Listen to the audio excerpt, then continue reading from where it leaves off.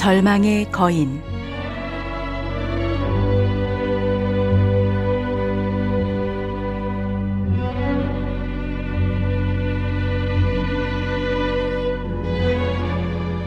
내가 꿈에서 보니 크리스천이 혼자서 길을 가고 있지는 않았다.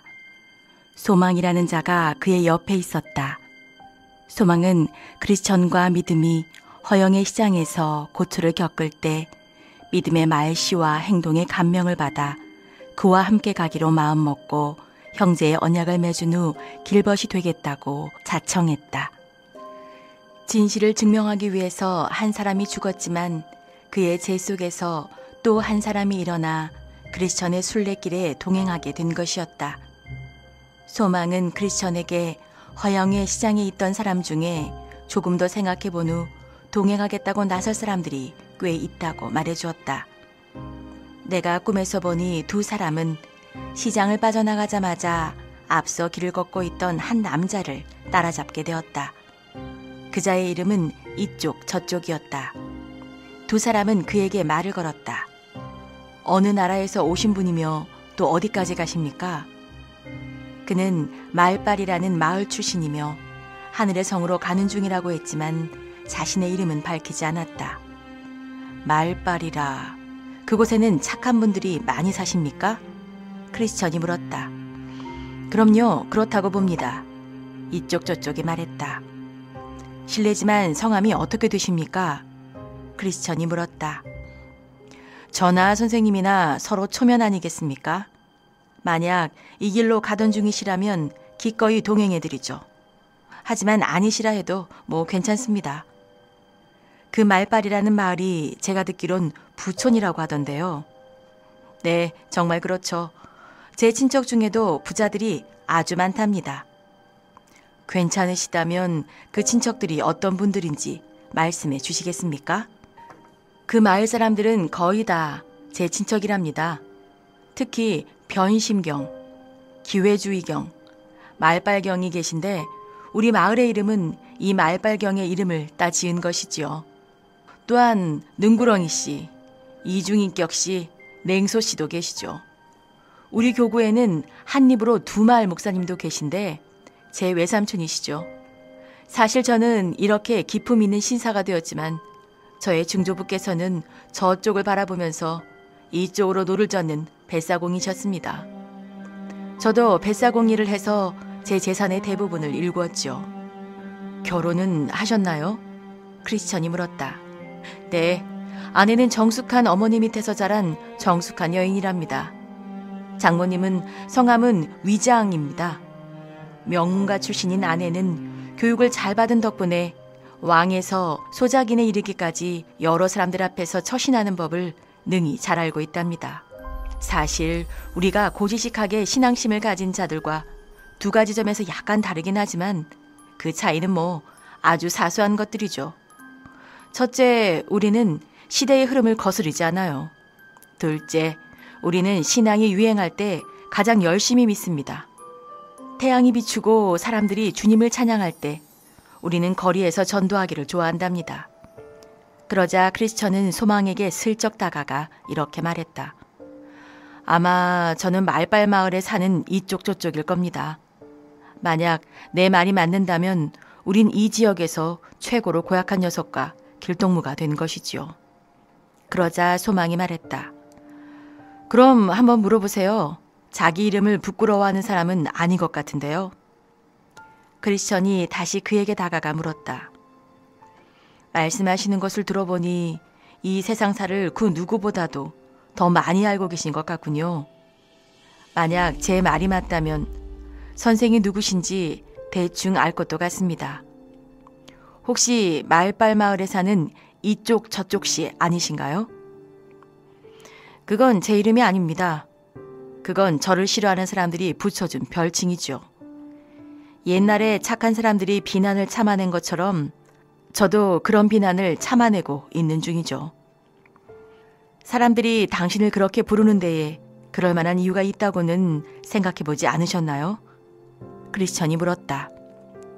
전혀요. 제가 이쪽 저쪽이라는 이름으로 불려야 할 이유가 있다면 그건 제가 늘 운 좋게도 시류를 잘 타는 판단을 내렸기 때문이죠. 제가 하는 일마다 늘 운이 따랐다고나 할까요? 그건 제가 은혜를 받아서 운수대통했을 뿐이라고요. 아무리 그렇다고 해도 악에 바친 사람들이 저한테 비난을 퍼부어서는 안 되는 거죠. 당신은 제가 소문에 듣던 대로군요. 아마 이쪽 저쪽이라는 이름만큼 선생에게 더 잘 어울리는 이름도 없을 듯합니다. 크리스천이 말했다. 그렇게 생각한다면 할 수 없죠 뭐. 선생 생각까지 제가 어찌할 수 없는 거 아닙니까? 하지만 같이 길을 가다 보면 제가 꽤 괜찮은 사람이라는 걸 아시게 될 겁니다. 저희와 같이 가고 싶으시다면 시류에 편승하는 일은 그만두셔야 합니다. 그건 선생의 생각을 거스르는 일이겠죠. 은으로 만든 신발을 신고 있든 누더기를 걸치고 있든 늘 신앙을 간직하고 있어야 하며 주님께서 쇠사슬에 묶여 계실 때도 갈채를 받으며 길을 걸으실 때도 똑같이 그분 곁에 있어야 합니다. 크리스천이 따끔하게 일침을 놓았다. 저한테 그렇게 신앙을 강요하시면 안 되죠.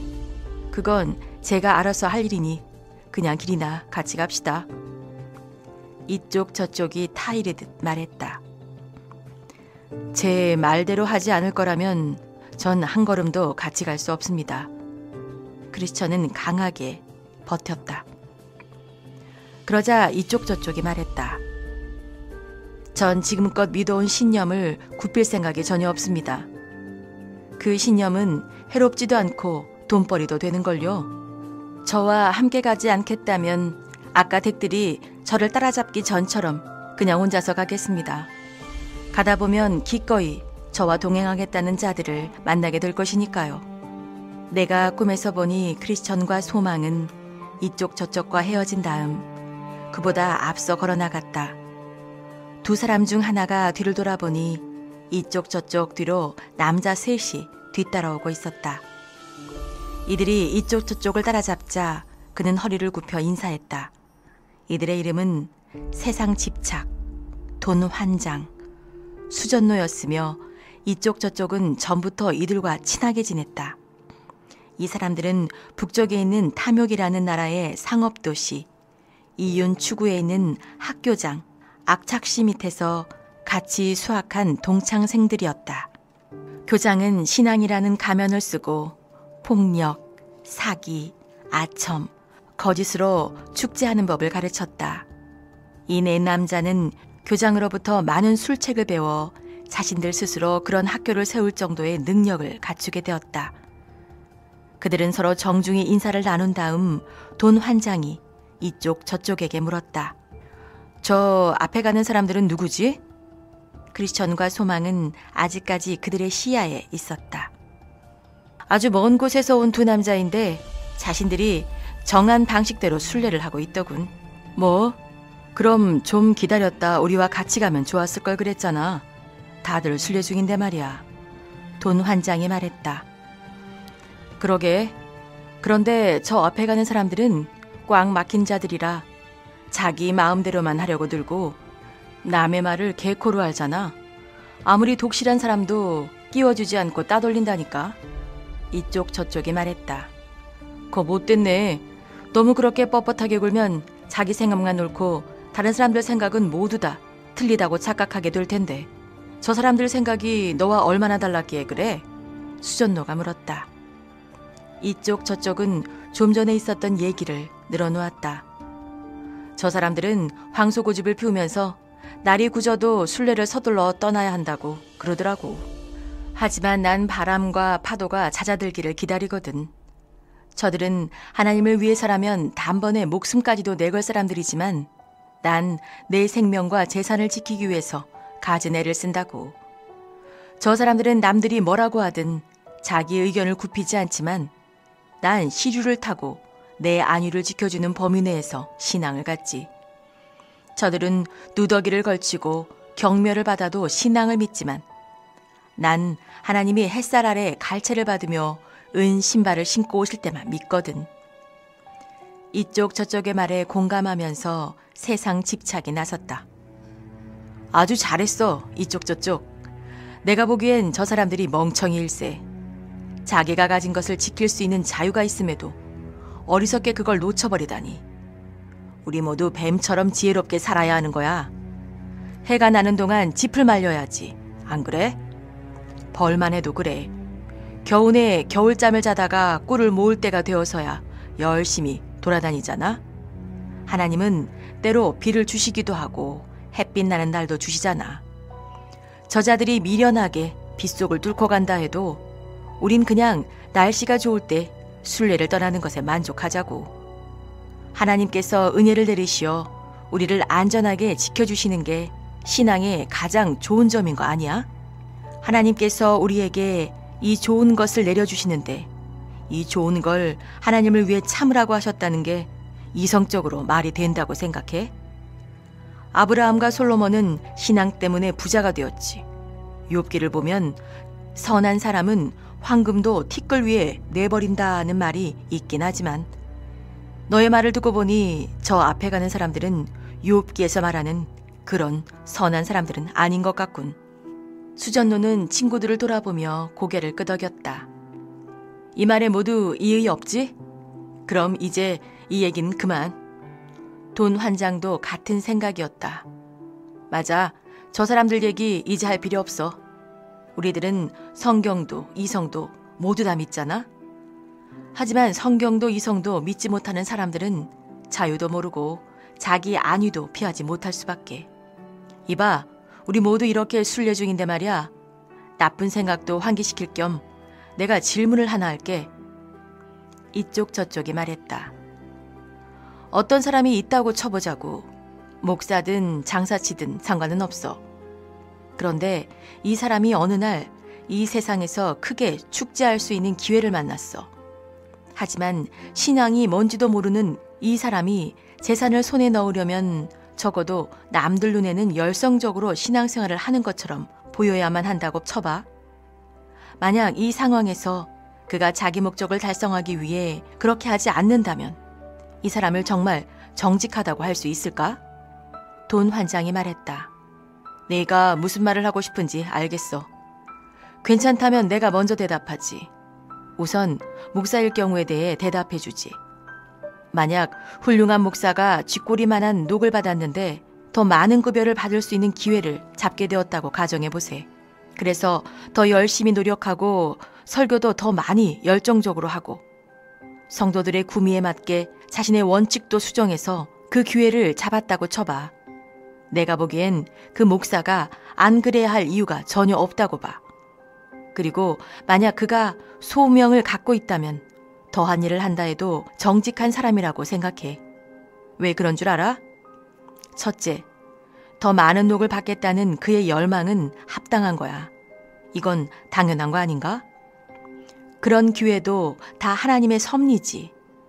많이 받을 수 있을 만큼 많이 받아도 그가 양심의 가책을 느낄 필요는 전혀 없지 않은가?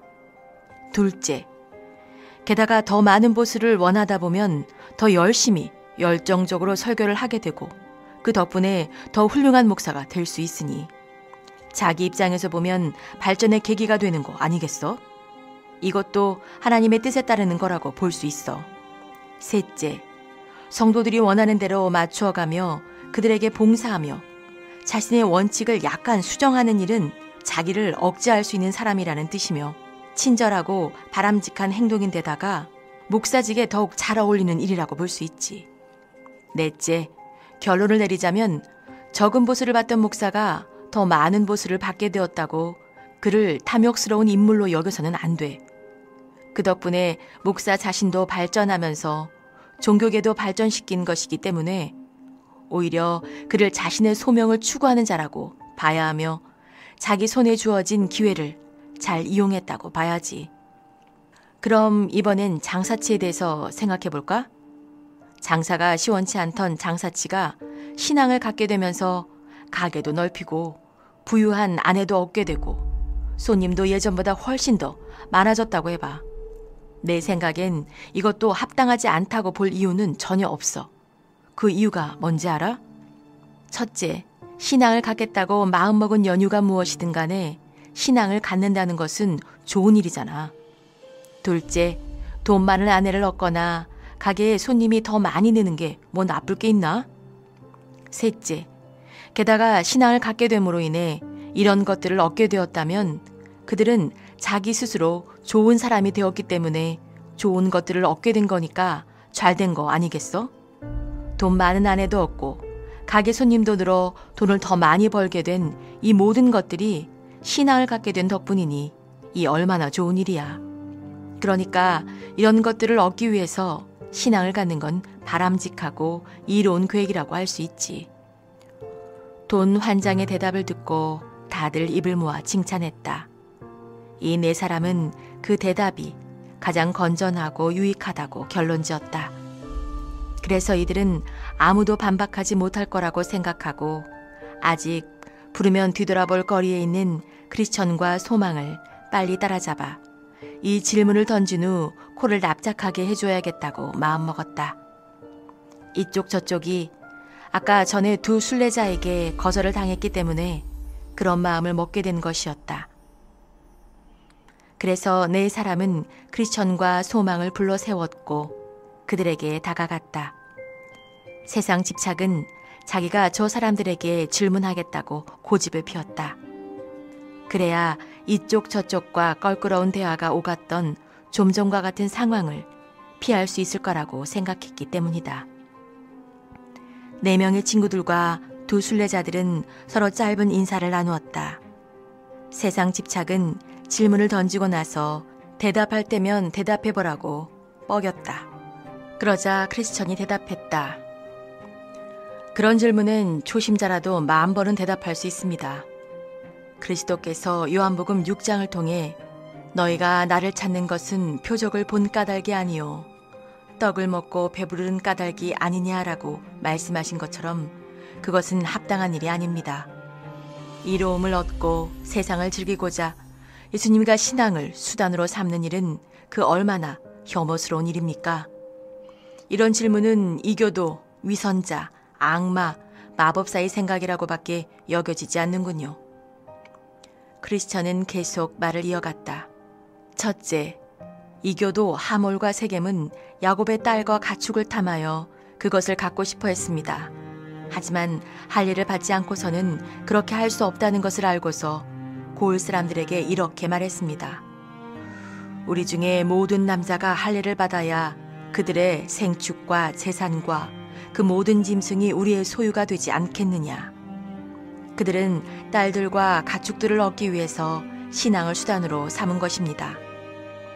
둘째, 위선자 바리새인들도 신앙을 수단으로 삼았죠. 기도를 오랫동안 하는 것은 하나의 핑계에 불과했고 속으로 과부의 집을 빼앗을 궁리만 했습니다. 결국 하나님의 심판을 받아 큰 저주를 받았죠. 셋째, 악마 유다의 신앙도 이들과 같았습니다. 그는 돈자루를 꿰차기 위해 신앙을 가졌고 자루 안을 돈으로 가득 채우기 위해서 믿음이 있는 척했습니다. 하지만 그는 버림받고 내쳐져서 결국은 지옥의 자식이 되고 말았습니다. 넷째, 마법사 시몬도 역시 마찬가지였습니다. 돈을 벌어보겠다는 심사로 성령을 받으려 했으니 말입니다. 그래서 베드로가 말한 대로 망하고 말았죠. 세속의 영옥을 위해 신앙을 갖는 자는 그 영옥을 위해 신앙을 버릴 수 있다는 생각이 제 머릿속에서 떠나지 않습니다. 유다가 무욕을 채우기 위해 신앙을 갖고 자신의 신앙과 그의 주인이신 예수님을 팔아넘긴 것처럼 말입니다. 따라서 그 질문에 대해 긍정적으로 생각하고 그 대답이 옳다고 받아들이는 것은 이교도적이며 위선적이고 사악한 것입니다. 여러분은 행한 대로 고스란히 되돌려 받을 것입니다. 그러자 네 사람은 서로 멀뚱멀뚱 얼굴만 쳐다볼 뿐 크리스천의 대답에 한마디도 반박하지 못했다. 소망도 크리스천의 말이 100번 옳다고 옆에서 거들었다. 순간 무거운 침묵이 흘렀다. 이쪽 저쪽과 친구들이 비틀거리며 뒤로 처지자 크리스천과 소망은 앞서 나갔다. 크리스천이 소망에게 물었다. 저 사람들은 인간이 내린 선고 앞에서도 제대로 서 있지 못하면서 하나님께서 내리시는 선고를 어떻게 감당하려고 저러는 것일까요? 질그릇 같은 우리를 대하는 정도로도 입도 뻥끗 못하는데 삼켜버릴 듯한 불길로 하나님의 꾸짖음을 당하게 된다면 대체 어떻게 될까요? 크리스천과 소망은 네 사람을 뒤에 남긴 채 아름다운 평원에 도착하게 되었다. 이곳의 이름은 평안이었다. 두 사람은 이곳이 무척 마음에 들었다. 하지만 이 평원은 너무 좁아 금방 지나치게 되었다. 평원 한편엔 재물이라는 나지막한 언덕이 있었다. 거기엔 은광이 있었다. 은은 워낙 귀했기 때문에 어떤 사람들은 가던 길을 벗어나 은 구경을 하러 갔다.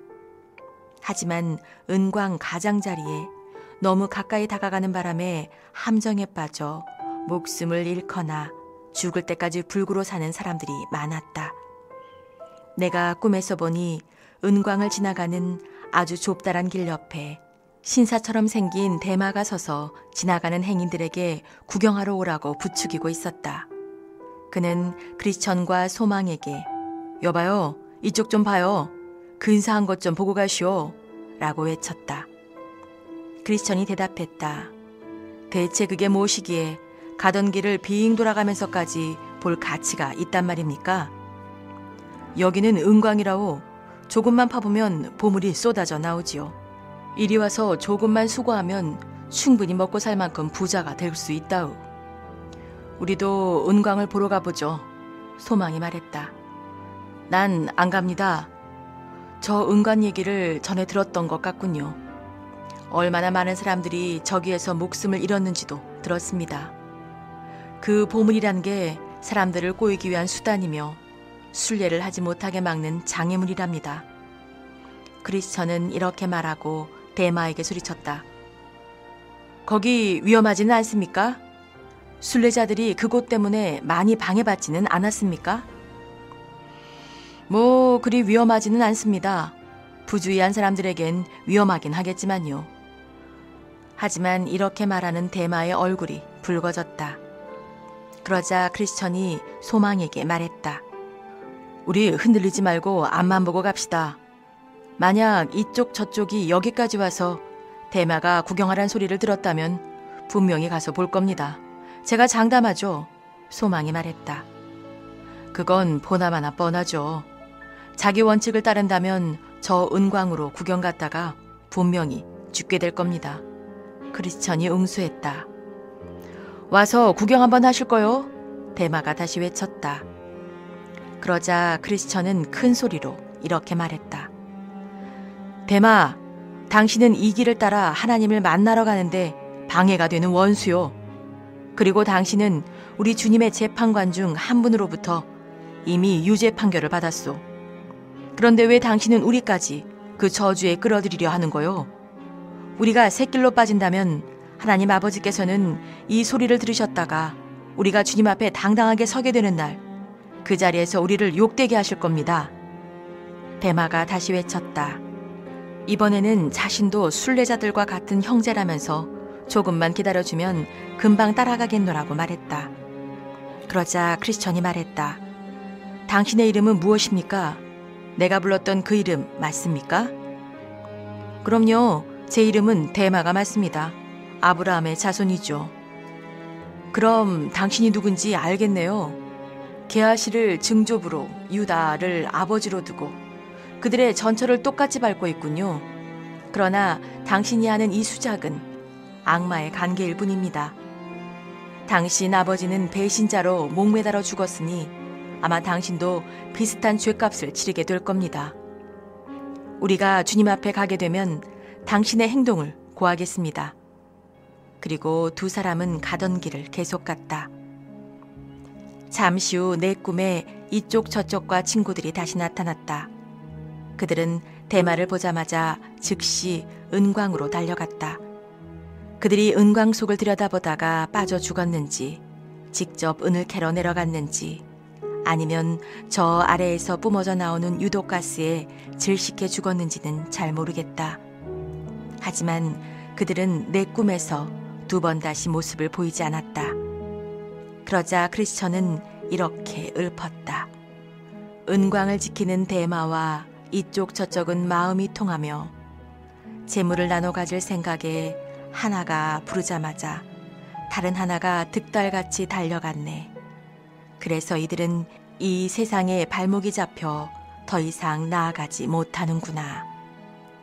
나는 평원 저편에 서 있는 오래된 유적에 크리스천과 소망이 도착하는 모습을 보았다.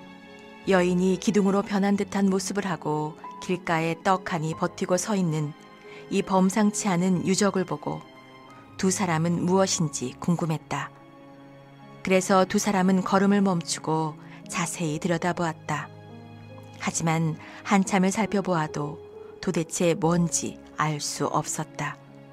그때 소망이 기둥의 머리 부근에서 예사롭지 않은 글씨체로 무언가 쓰여 있는 것을 발견했다.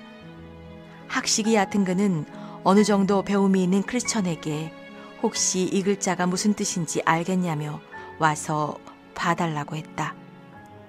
그 말에 크리스천은 기둥에 다가가 한동안 이리저리 그 글자를 놓고 궁리했다. 그러다 그것이 로세의 아내를 기억하라는 뜻임을 알게 되었다. 크리스천은 이 글귀를 소망에게 읽어주었다. 그리고 두 사람은 이 유적이 로세의 아내가 소금 기둥으로 변한 것이라고 결론지었다. 그녀는 소돔에서 도망쳐 나오다가 욕심 그득한 마음으로 뒤를 돌아보는 바람에 소금 기둥으로 변해버린 것이었다. 이 급작스럽고도 놀라운 광경을 본 두 사람은 이야기를 나누었다. 소망 형제님, 아주 적당할 때 이 기둥을 보게 되었군요. 재물 언덕을 보러 오라고 소리치던 대마를 만난 직후에 때마침 이 기둥과 만났네요. 만약 대마가 꼬드기는 대로 은광을 구경하러 갔다면 이곳을 지나갈 다음 순례자들에게 우리도 이 여인네처럼 구경거리가 되었을 겁니다. 어리석게 굴어 죄송합니다. 제가 지금 롯의 아내와 같은 꼴이 되지 않았다는 사실이 신기할 뿐입니다. 이 여인이 지은 죄나 제가 지은 죄나 무슨 차이가 있겠습니까? 이 여인은 그저 뒤돌아봤을 뿐이고 저도 구경 한번 해보고 싶은 마음이었으니 말입니다. 하나님의 은혜에 감사드립니다. 제 마음속으로 그런 생각을 품었던 것을 부끄럽게 여기고 있습니다.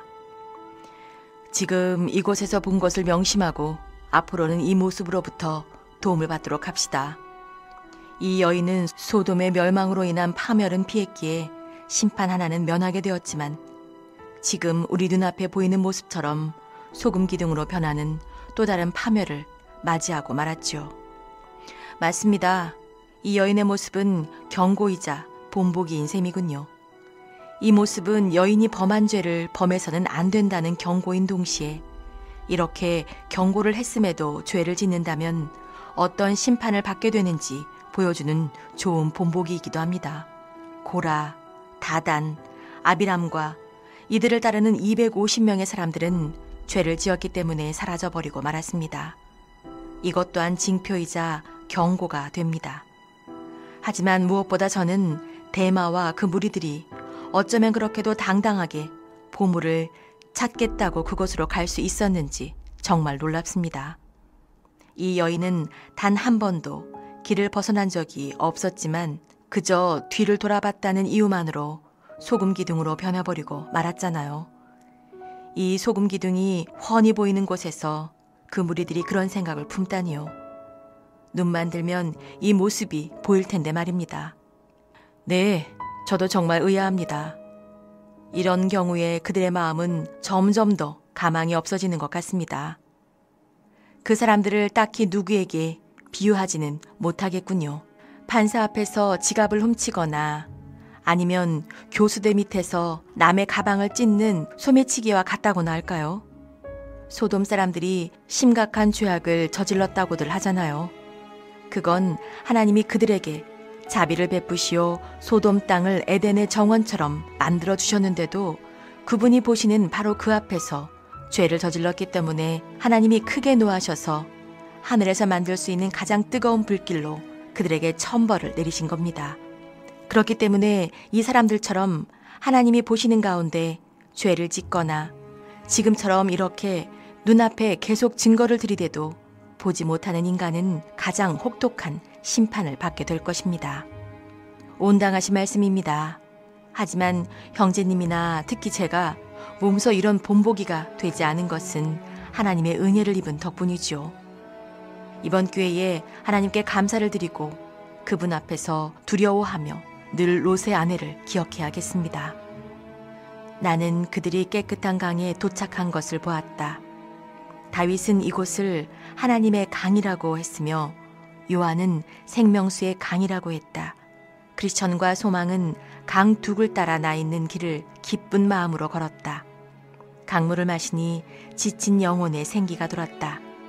게다가 강둑 양쪽으론 온갖 종류의 과일나무가 줄지어 서 있었다. 그 나뭇잎은 약용으로도 쓸 수 있다. 나무의 과일을 배불리 먹고 나자 둘은 기분이 좋아졌고 그 잎은 혹시나 순례 중에 시달리게 될지도 모를 고열을 예방해 주었다. 강 양쪽으론 백합이 아름답게 피어있는 초원이 1년 내내 생기롭게 펼쳐져 있다.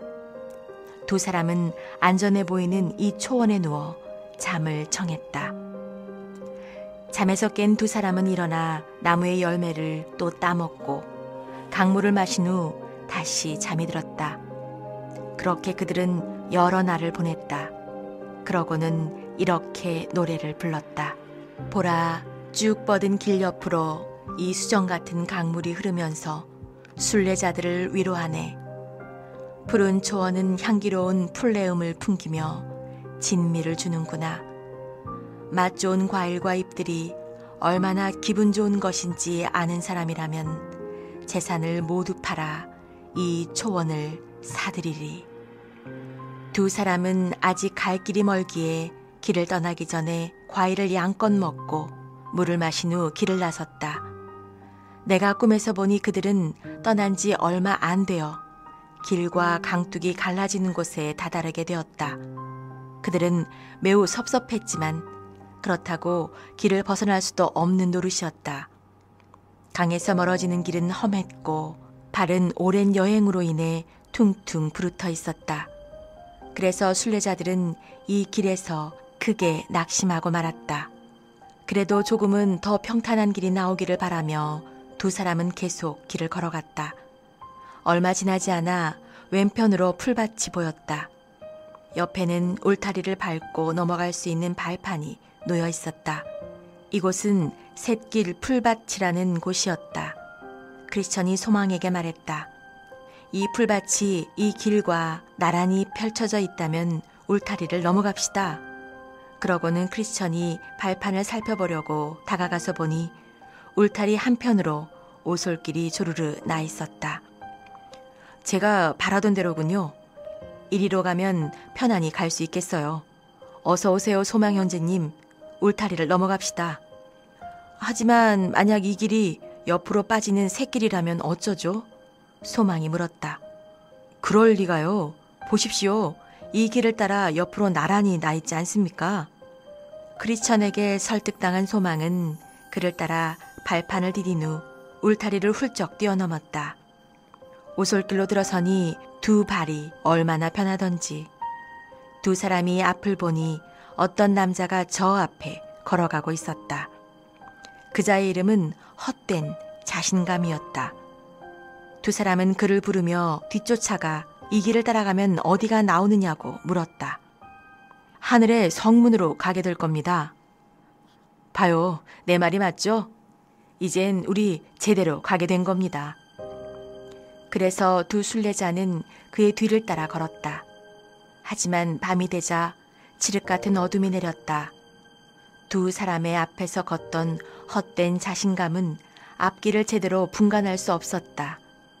헛된 자신감이라는 이름에 걸맞게도 그는 풀밭 주인이 괜히 잘난 척이나 하는 멍청이들을 골탕 먹이기 위해 만들어 놓은 구덩이에 그만 쑥 빠지고 말았다. 그는 바닥으로 떨어지면서 뼈가 으스러졌다. 크리스천과 소망은 그가 구덩이로 떨어지는 소리를 들었다. 그래서 무슨 일이냐고 물었지만 대답 대신 신음소리만 들려왔다. 그러자 소망이 말했다. 지금 여기가 어디쯤이죠? 소망의 질문에 크리스천은 아무 대답도 하지 못했다. 자기가 이 샛길로 가자고 꼬드겼기 때문이었다. 마침 비도 내리고 천둥 번개까지 매섭게 내리치기 시작하자 강물은 순식간에 불어났다. 그러자 소망을 신음하며 혼잣말로 중얼거렸다. 그냥 가던 길로 갔어야 했는데. 크리스천이 항변했다. 이 길이 이렇게 샛길로 빠질 줄 누가 알았답니까? 저는 처음부터 꺼림칙했어요. 그래서 제가 그때 넌지시 말씀드렸잖아요. 그냥 솔직히 말할 걸 그랬습니다. 형제님이 저보다 나이가 많으신 분이라 말씀 못 드린 건데. 형제님, 화내지 마십시오. 제가 길에서 벗어나자고 하는 바람에 이렇게나 힘든 고초를 겪게 만들어서 죄송합니다. 나쁜 뜻에서 그런 건 아니니 부디 용서해 주십시오.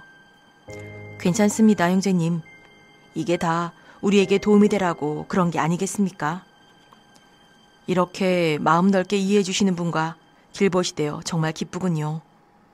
하지만 여기 더 있다가는 안 되겠습니다. 왔던 길로 되돌아 가야겠어요. 하지만 형제님, 이번엔 제가 앞서가겠습니다. 소망이 말했다. 아니요. 제가 앞서가게 해주십시오. 저 때문에 우리 둘 다 이런 위험에 빠지게 되었는데 혹시라도 위험이 닥치면 제가 먼저 겪어야죠. 아닙니다. 앞장서시면 안 됩니다. 형제님은 지금 마음이 복잡해서 그러다가 또다시 샛길로 빠져들 수 있어요. 그때 두 사람을 격려하는 목소리가 들려왔다. 네가 전에 가던 길을 마음에 두라. 돌아오라. 하지만 이미 강물은 부를 대로 불어 있는 터라 왔던 길을 되돌아가기는 너무 위태로웠다.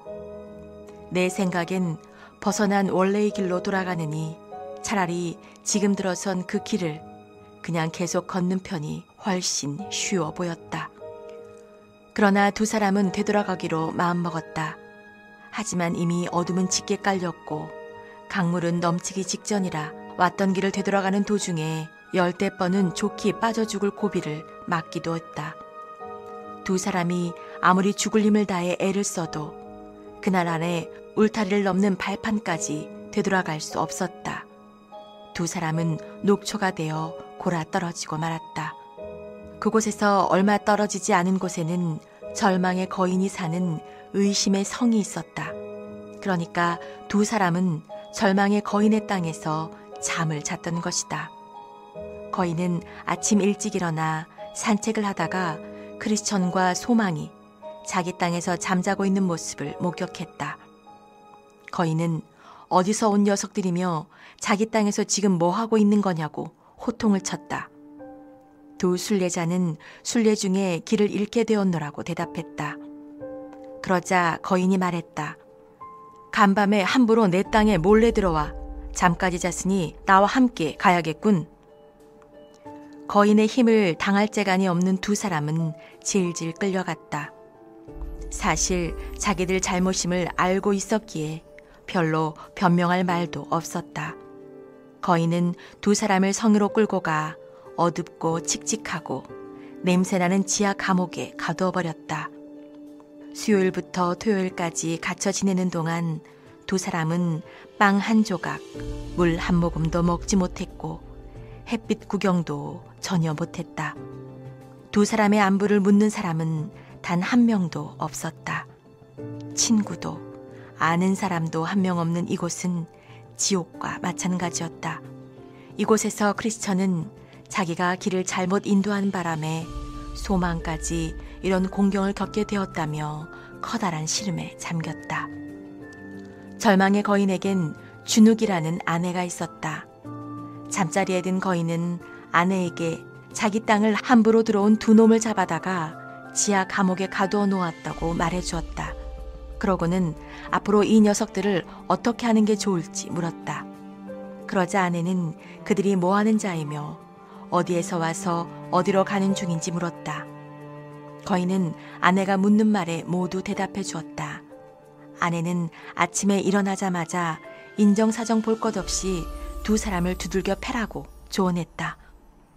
다음 날 아침 잠에서 깬 거인은 돌 능금나무로 만든 몽둥이를 들고 감옥으로 내려가서 두 순례자를 사정없이 후려 갈겼다. 두 사람은 꼼짝없이 온몸을 두들겨 맞으며 맨바닥을 나뒹굴고 말았다. 거인이 다 때리고 나가자 두 사람은 자신들의 처량한 처지를 위로하면서 이런 고초를 겪게 된 상황을 한탄했다. 그들은 한숨과 탄식으로 하루를 보냈다. 그 다음 날 준욱은 순례자들에 대해 남편과 얘기를 나누다가 그들이 아직도 살아있다는 사실을 알고는 남편더러 순례자들이 스스로 목숨을 끊도록 부축이라고 충고했다. 아침이 밝자 거인은 씩씩거리며 순례자들에게 갔다. 가서 보니 그들은 그 전날 거인에게 두들겨 맞은 상처로 몹시 괴로워하고 있었다. 거인은 순례자들에게 절대로 이곳에서는 나갈 수 없으며 나갈 수 있는 유일한 방법은 칼로 찌르든 목을 매달든 독약을 마시든 자살하는 것뿐이라고 말했다.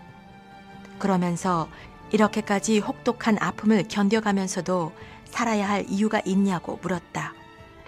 크리스천과 소망은 거인에게 제발 풀어달라고 애원했다.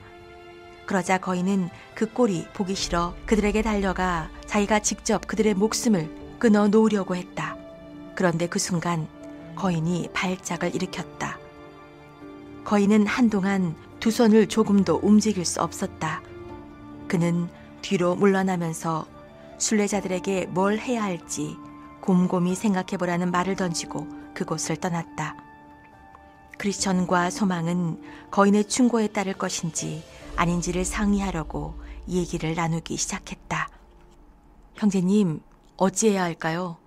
이렇게 사는 건 정말 비참합니다. 이렇게라도 살아야 하는 건지 아니면 죽는 게 나은 건지 정말 잘 모르겠습니다. 마음속에는 차라리 목매달아 죽으라고 하네요. 이 감옥보다는 오히려 무덤 속이 편할 테니까요. 우리 거인의 말을 따를까요? 크리스천의 말에 소망이 대답했다.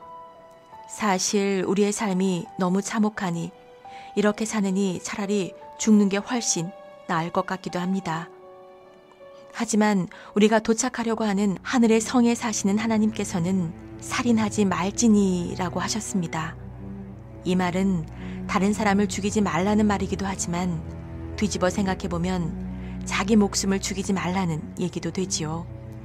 게다가 남을 죽이는 자는 그 사람의 육신을 죽이는 것이지만 자살하는 자는 자신의 육신과 영혼 모두를 죽이는 셈이 됩니다. 형제님께서 방금 무덤 속이 훨씬 더 편하겠다고 하셨죠? 그럼 살인을 저지른 자가 지옥으로 떨어진다는 사실은 잊으신 건가요? 살인하는 자마다 영생이 그 속에 거하지 아니하는 것이라고 했습니다. 그러니 다시 한번 생각해 보도록 해요. 모든 것이 절망의 거인 손에 달려있진 않습니다. 우리처럼 거인에게 붙들렸다가 빠져나간 사람이 있을지 몰라요. 만물을 창조하신 하나님께서 혹시 절망의 거인의 목숨을 앗아가실지도 모르는 일 아닙니까? 아니면 그가 여기 감옥문 잠그는 걸 깜빡하고 잊을 수도 있고요. 아니면 거인이 우리 앞에서 발작을 일으켜 사지를 못 쓰게 될 수도 있잖아요. 만약 그런 일이 다시 생긴다면 저는 남자답게 용기를 내어 그 소나귀에서 벗어나기 위해 최대한 노력할 겁니다. 지난번에 그렇게 하지 못한 나 자신이 바보 같습니다. 하지만 형제님, 우선 한동안은 버텨봅시다. 어쩌면 우리에게 이곳을 벗어날 기회가 올지도 모르잖아요. 대신 우리 손으로 우리의 목숨을 끊는 짓은 절대로 하지 맙시다. 소망의 말을 듣고 있자니 크리스천은 위로가 되었다.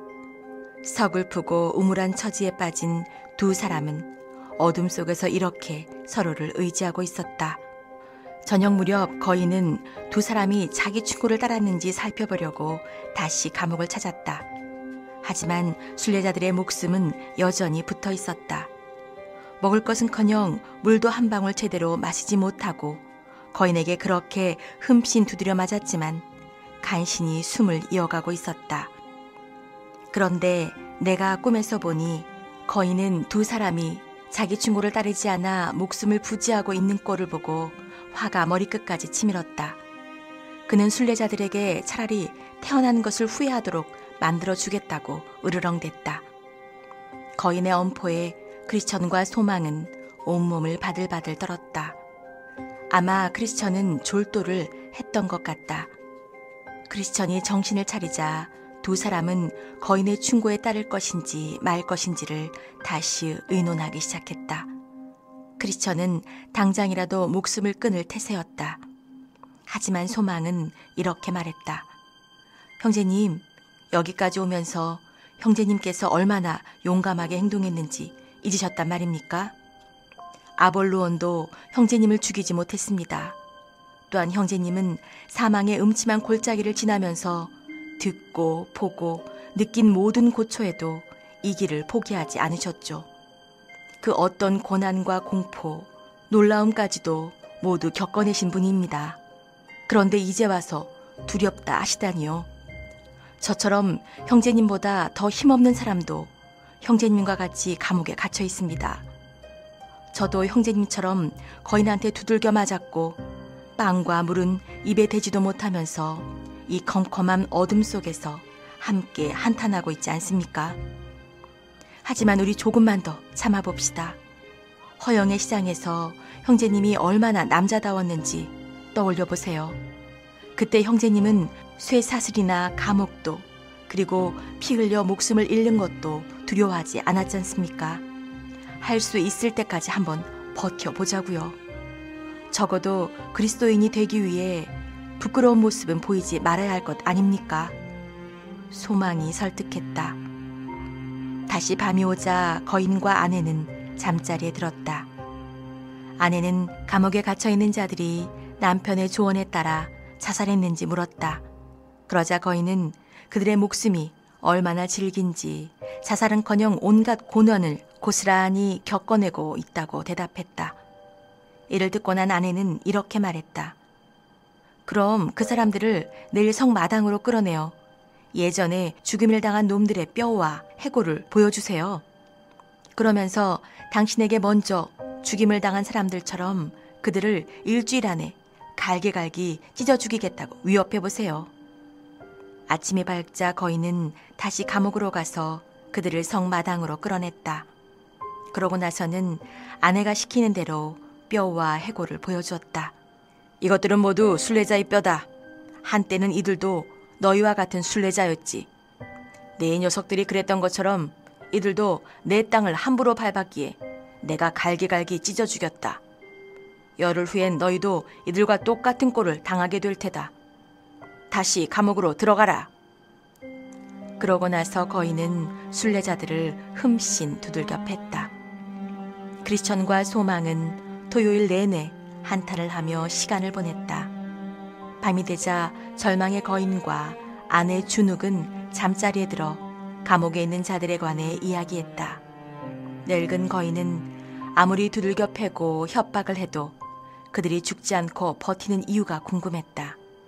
그러자 아내가 말했다. 혹시 누군가 구해줄 거라는 희망을 품고 있어서 그러는 게 아닐까요? 아니면 자물통 열쇠가 있어 도망갈 궁리를 할 수도 있고요. 그래? 그럼 내일 아침엔 몸수색을 해봐야겠군. 토요일 자정부터 크리스천과 소망은 기도를 드렸다. 그 기도는 날이 밝을 때까지 계속되었다. 동트기 직전에 착한 크리스천은 화들짝 놀란 얼굴로 가슴 벅차하면서 이렇게 말했다. 이런 멍청하기는. 이 냄새나는 감옥에서 자유롭게 빠져나갈 수 있는 방법이 있다는 것을 왜 몰랐을까? 내 가슴엔 약속이라는 열쇠가 있지 않은가? 이것만 있으면 이 성에 있는 어떤 자물쇠라도 다 열 수 있어.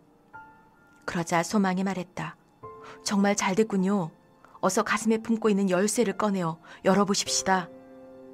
크리스천은 가슴에서 열쇠를 꺼내 감옥문을 열어보았다.